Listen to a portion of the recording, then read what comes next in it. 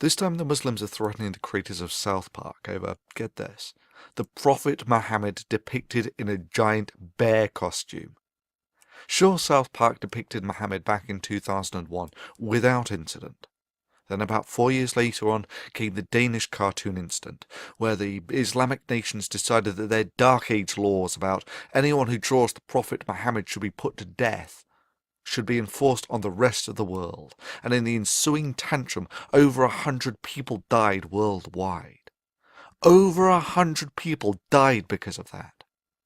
And now, seeing as South Park recently depicted Muhammad in disguise as a giant bear, they decided to oh so generously warn the creators of South Park that they will end up like Theo Van Gogh. You know, the unarmed guy who was cycling to work before he was shot 8 times, then stabbed and then had his head cut off, simply because he made a film critical of Islam. Bravo on a prime example of why your religion has no place in the first world. You see, all that barbaric stuff in the Quran about cutting off arms, legs, tongues, heads and so on, Sharia law you call it. You know, all that stuff that you actually enforce in the Middle East about stonings and whatnot. There's similar stuff in the Bible, you know, utterly destroy those who don't buy into the religion and stone disobedient children and whatever. However, ultimately, after 1,500 years of acting very much as you do now, it was convinced in the Enlightenment that that really wasn't the way forwards. Mankind moved forward out of the age of religion and into the broad sunlit uplands of the age of reason and the first world, and it's never looked back since. I mean, let me make this absolutely clear. The computer that you're sitting in front of watching this video on is a symphony of the fruit of scientific naturalism. You want to live in the first world? You want to live in the age of reason and taste its sweetmeats? That's really not a problem. But like every other religion, you can check your Iron Age baggage at the door, or else go back to the Dark Ages and live in that time warp called the Middle East, where the only glimmers of lights that permeate that dark, dingy human backwater is what spills over from your enlightened neighbours who have not shackled their minds to ignorance. Your alternative is to fight.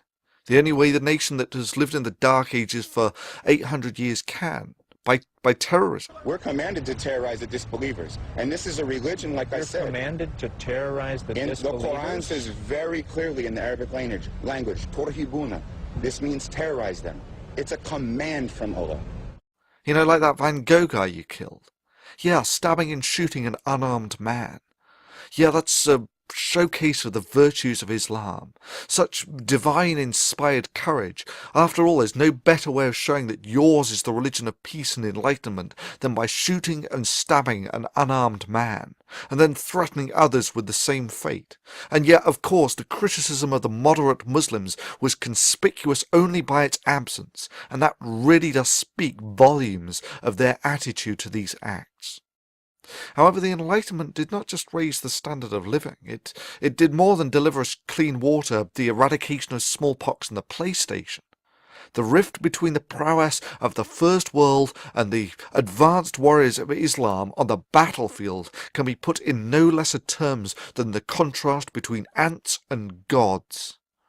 Those of us who have lived in the age of reason understand that with great power comes great responsibility, and that the power of the age of reason must never be allowed to fall into the hands of those from the age of religion. For there is no doubt in my mind that if such power were delivered into the primitive hands of a theocracy, that genocide of the infidel and doing Allah's work would be synonymous terms. But let's say that all your box cutters and shooting and stabbing unarmed filmmakers, you managed to actually threaten the enlightened world. And I mean threatened beyond crashing a few airliners. Your only achievement will have been to have awakened a sleeping giant and to have filled it with a terrible resolve. If you're going to pray to Allah for anything, beg him that you never meet the giant in such a mood. For your continued existence is entirely at the discretion and goodwill of the giant, and that it is all that stands between you being granted continued existence and you receiving yourself the self-same judgment that you would so zealously impose on the rest of the world if only you had the power. So it comes down to the question of your vicious and petty threats against a cartoon creator. That is, your attempt to limit free speech through intimidation. Well, I cannot speak for them, but I can speak for myself, and to those who live in the age of religion I say this. This is the blasphemy that you find so offensive. This is the Prophet Muhammad depicted as a squirrel in slow motion. I did this. Your move. Do your worst, for even your worst will serve as nothing but a catalyst to strengthen the walls of the Age of Reason, to awaken the giant. Even if you strike your hardest blow, its operationally insignificant effects will simply make us more powerful than your Dark Age minds can fathom. All you can do is set these words to resonate down the halls of eternity. You see, you cannot shoot words, you cannot behead an idea, and you cannot intimidate concepts, and if you try, the fulfillment of your worst threat will serve as nothing but an icon, written in the blood of the free, that you have no place in the first world.